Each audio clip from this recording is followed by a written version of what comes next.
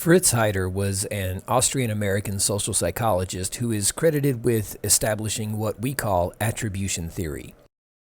According to scholars Stephen Littlejohn and Karen Foss in 2008, quote, attribution theory deals with the ways we infer the causes of behavior, both our own and others.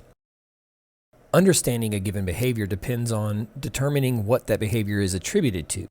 Attribution theory establishes and defines a set of common attributions people make. Some attributions include situational causes, personal effects, ability, effort, desire, sentiment, belonging, obligation, and permission. According to Heider, this list helps to explain the part of human cognition that connects behavior to motivation, reason, and rationality. As such, attribution is a channel for information processing, for belief making, and for social judgment. Muzaffar Sharif, who is credited with establishing social judgment theory, situates attribution within the realm of communication to enhance our understanding of how one person's perception of another person's message is limited by their own ego involvement and internal anchors. Ego involvement is concerned with the degree to which someone finds a particular message or topic relevant to themselves.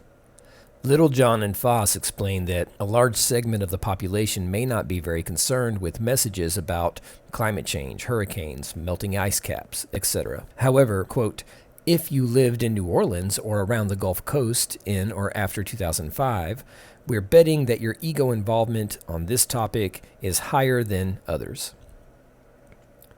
The degree to which a person's ego is involved impacts how the person interprets and responds to a message. On a scale of 1 to 10, 1 being small, 10 being large, how big is Mike's ego? 3, 2, 1. Did you say 9.5? Yes. Do you know what I said?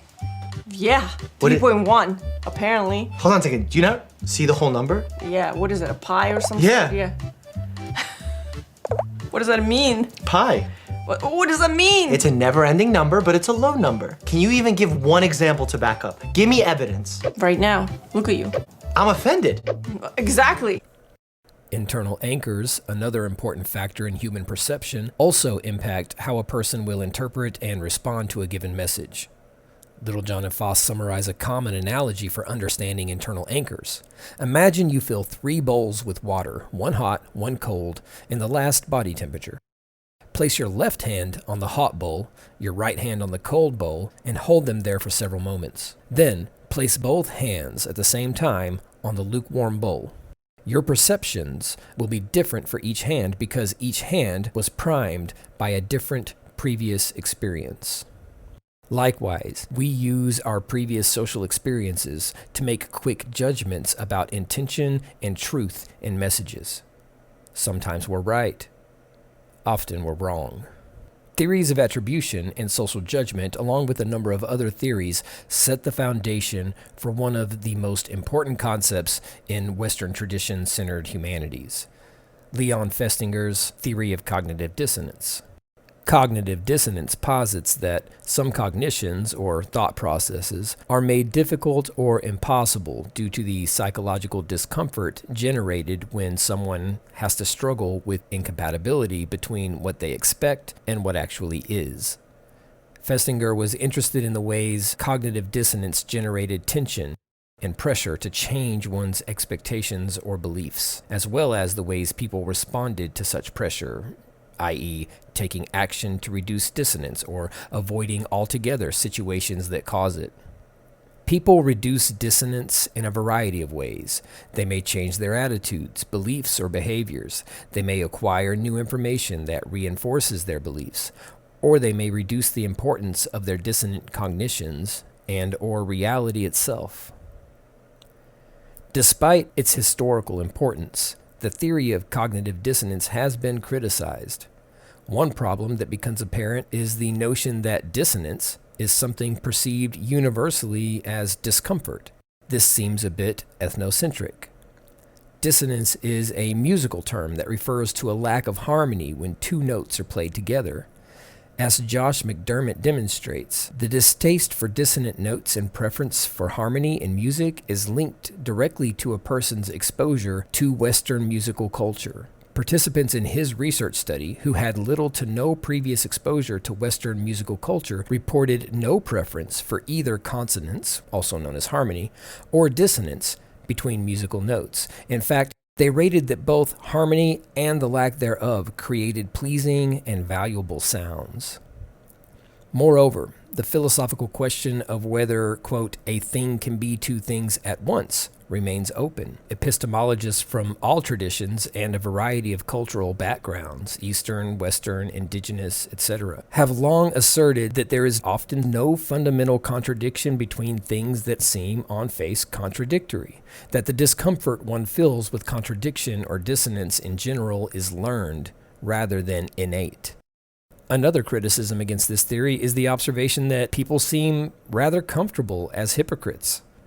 In response to this general observation, many theorists shifted their efforts away from studying how people reduce or avoid dissonance and toward investigating how people achieve and maintain cognitive coherence. Researchers who focus on cognitive coherence are sometimes more interested in how individuals hold and justify what appear to be conflicting or incoherent cognitions. They are interested in finding answers to questions like, how does someone maintain the belief in the commandment to love thy neighbor while simultaneously producing messages of hate and violence? At the core, cognitive coherence theory holds that human cognition is an open system whose purpose is to maintain as much coherence as possible. All of this is important if we want to better understand the concept of cognitive complexity. An individual's level of cognitive complexity or cognitive simplicity is, quote, a function of the relative number of constructs and the degree of distinctions they can make.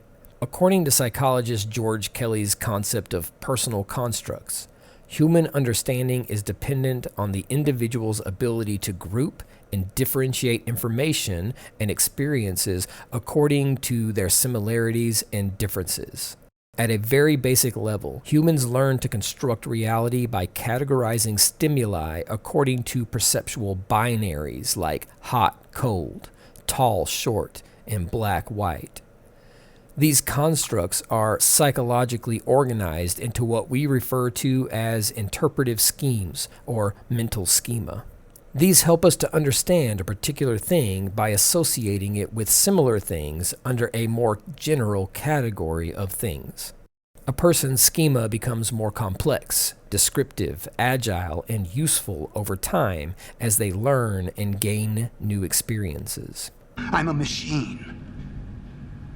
And I could know much more. I could experience so much more, but I'm trapped in this absurd body. Those with well-developed and diverse mental schemas demonstrate higher levels of cognitive complexity and tend to be more capable communicators when it comes to respecting diversity, engaging in perspective-taking, deploying person-centered communication, etc. Those with comparatively less developed schemas tend to struggle when interacting with others from different cultural backgrounds and when presented with information that contradicts, challenges, or falls outside the range of their own internal anchors and ego involvements. Cognitive complexity can improve a person's ability to communicate in culturally competent ways by enhancing their audience analysis and adaptation capabilities. Audience analysis refers to the process of understanding who your audience is. Audience adaptation refers to the process of using what you know about a given audience to adapt your communication towards them.